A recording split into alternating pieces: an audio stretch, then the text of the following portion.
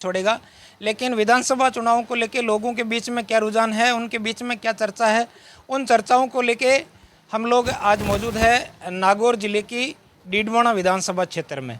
वहाँ पे हम मौजूद है और लोगों से चर्चा करेंगे कि आने वाले विधानसभा चुनाव को लेके आम वोटर में, आम जन में कैसी चर्चाएं हैं, उस संबंध में आज चर्चा करेंगे। नमस्कार भाई साहब। नमस्कार सर। क्या शुभ नाम है? कमल जी मंडीवाड़। कमल जी, राजस्थान में विधानसभा चुनाव नज़दीक है, आचार संहिता लग चुकी है, क्या लगता है अब की बार राजनीति का ऊंट कौन सी करवट बैठने वाला है? देखो, डीडवाना में तो विधायक जी का काम बहुत अच्छा है जी। और बीजेपी की टिकट के ऊपर ज़्यादा दारोमदार रहेगा। अगर भारतीय जनता पार्टी ने कल अपने 41 उम्मीदवारों की सूची जारी की है, उसमें कहीं ना कहीं डीडवाना का नागौर से कोई भी सीट नहीं है और जो सीटें हैं उन पे ज़्यादातर नए चेहरे घोषित किए हैं। आपको क्या लगता है अब की बार डीडवाना में कौन चेहरा होने वाला है भारतीय जनता पार्टी से? संभावना तो ऐसी है कोई नया चेहरा आएगा। अच्छा, नया आएगा। नया आएगा, पुराने पे कोई दाम नहीं लगाएगा, ऐसी चर्चा चल रही है। और कांग्रेस से चेतन जी डूडी है फाइनल, कोई दिक्कत नहीं है। अच्छा, कांग्रेस से अगर चेतन जी डूडी टिकट लेके आते हैं वापस और भारतीय जनता पार्टी से अगर नया चेहरा कोई भी डीडवाना में आता है तो वोटों की क्या गणित रहने वाले, समीकरण क्या कहते हैं? आम आदमी का कहना क्या है? आम आदमी का फिर यही कहना है कि चेतन जी जीतेंगे। अच्छा, चेतन जीतेंगे। हाँ जी। 5 साल करीब करीब पूर्ण होने वाले हैं स्थानीय विधायक चेतन जी डूडी को। काम को लेके, विकास कार्यों को लेके या सक्रियता को लेके आम लोगों के बीच में कैसी चर्चाएं?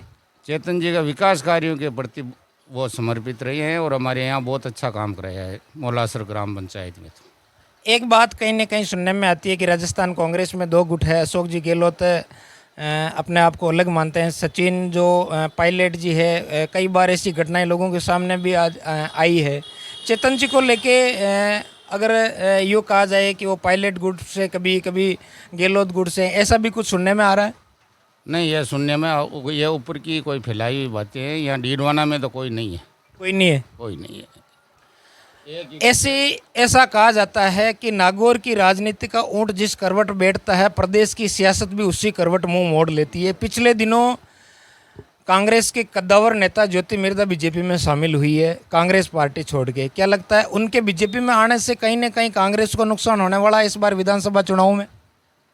हाँ, थोड़ा बहुत तो देखो फर्क पड़ता है, लेकिन ज़्यादा नहीं। डीडवाना में तो कोई ज़्यादा फर्क नहीं पड़ेगा। डीडवाना के जो पहले विधायक हुआ करते थे रूपाराम जी डूडी, उनके संबंध और ज्योति जी के संबंध में भी कहीं ना कहीं खटास थी वो जो खटास थी, उसका जमीनी स्तर पे, जमीन पे कोई देखने को मिलेगा? नहीं, कोई ज़्यादा नहीं फर्क पड़ेगा। कोई फर्क नहीं पड़ेगा। हाँ, जो ज्योति जी समर्थक है वो तो पहले बीजेपी में गए हुए हैं, कोई फर्क नहीं पड़ेगा उनसे। चलिए ठीक, नमस्कार सर। नमस्कार। क्या शुभ नाम है? संजय सर्वा।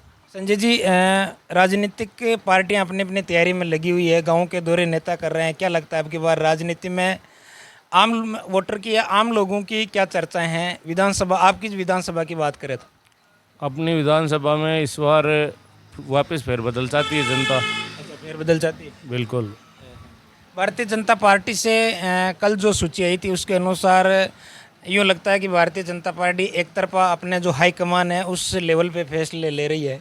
पिछली बार यहाँ से विधानसभा के टिकट को लेकर भी अंतिम समय में निर्णय हुआ था और जब कल सूची आई तो उसमें भी नाम नहीं है। किसको देखना चाहते हैं?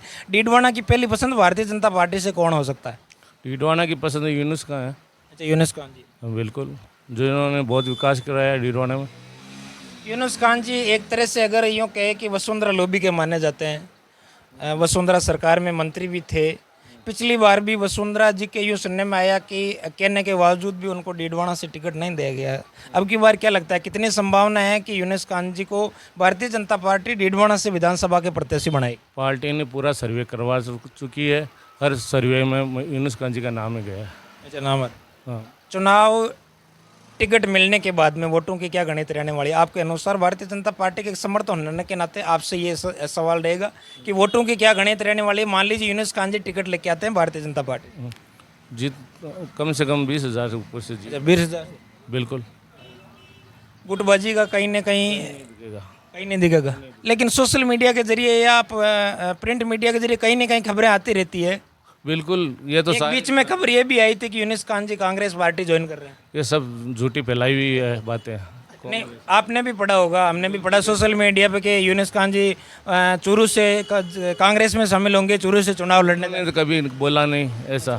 उन्होंने कभी पार्टी के लिए समर्पित है, पार्टी ने कहा टोंक से लड़ना। एक बात ये भी सुनने में आ रही है कि कहीं ना कहीं अब की बार अगर भारतीय जनता पार्टी टिकट नहीं देती है तो निर्दलीय भी मैदान में उतर सकता है। ये सब झूठी बातें हैं। भारतीय जनता पार्टी को समर्पित है वो। जब भी तो उन्होंने टोंक से चुनाव लड़ा, नहीं तो ये निर्दलीय चाहते तो वो डीडवाना से भी लड़ सकते थे पिछली बार। ज्योति मिर्धा जो कद्दावर नेता कांग्रेस की रही है, बीजेपी में आने से कहीं ना कहीं भारतीय जनता पार्टी को क्या लगता है फायदा होने वाला है इस बार? बिल्कुल फायदा होगा। जी ठीक, नमस्कार भाई साहब। नमस्कार जी। क्या शुभ नाम है? सुरेश। सुरेश जी, राजस्थान में विधानसभा चुनाव नज़दीक है, लोकतांत्रिक पार्टियां अपनी अपनी तैयारी में लग चुकी है। अब जिस मार्केट में अपन बैठे वो मोलासर का मार्केट है, डीडवाना विधानसभा का क्षेत्र लगता है। क्या राय है आम वोटर की, क्या राय है अब की बार चुनावों को लेकर? अब की बार आरएलपी आएगी। आरएलपी आएगी। भारतीय जनता पार्टी और कांग्रेस का ट्रेंड रहा है राजस्थान में आज़ादी के बाद से ही। तीसरे मोर्चे ने कई बार आपने भी देखा होगा और मीडिया के जरिए भी कई बार प्रयत्न करने के बाद में भी वो भूमिका राजस्थान में नहीं बन पाई जिनकी पार्टियां अपेक्षा करती है। क्या अब की बार राष्ट्रीय लोकतांत्रिक पार्टी अपनी छाप छोड़ पाएगी? आपको कितनी उम्मीद है? मेरे को 100% उम्मीद है अब की बार छाप छोड़ेगी। और ये दोनों का सुंदरा और अशोक गहलोत का दोनों जोड़ा है, ये खत्म करेगी दोनों। खत्म करेगी। हनुमान जी बेनीवाल जो राष्ट्रीय लोकतांत्रिक पार्टी के अध्यक्ष है वो कई बार कह चुके हैं कि अब की बार 200 विधानसभा सीटों पर चुनाव लड़ेंगे। आपको क्या लगता है पार्टी के समर्थन होने के नाते पार्टी की तैयारियां उस स्तर की है कि राष्ट्रीय लोकतांत्रिक पार्टी 200 विधानसभा सीटों पर चुनाव लड़ेगी? बिल्कुल 200 लड़ेगी।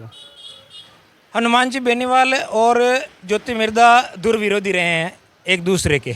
पिछले दिनों जब ज्योति जी मिर्धा ने बीजेपी ज्वाइन की तो एक खुला चैलेंज के रूप में कहा था कि वही मैदान है और वही चुनाव लड़ने वाले आ जावे, फिर आमने सामने हो जावे। अगर क्या लगता है कि ज्योति जी मिर्धा बीजेपी से एमपी का चुनाव लड़ती है तो फिर हनुमान जी बेनीवाल ये भी कहीं ना कहीं सुनने को आ रहा है कि कांग्रेस से गठबंधन करेंगे? नहीं, गठबंधन करेंगे, वो अपनी पार्टी से लड़ेंगे और वो जीतेंगे, उसको हराएंगे ज्योति को। बिल्कुल ज्योति जी रहेंगे।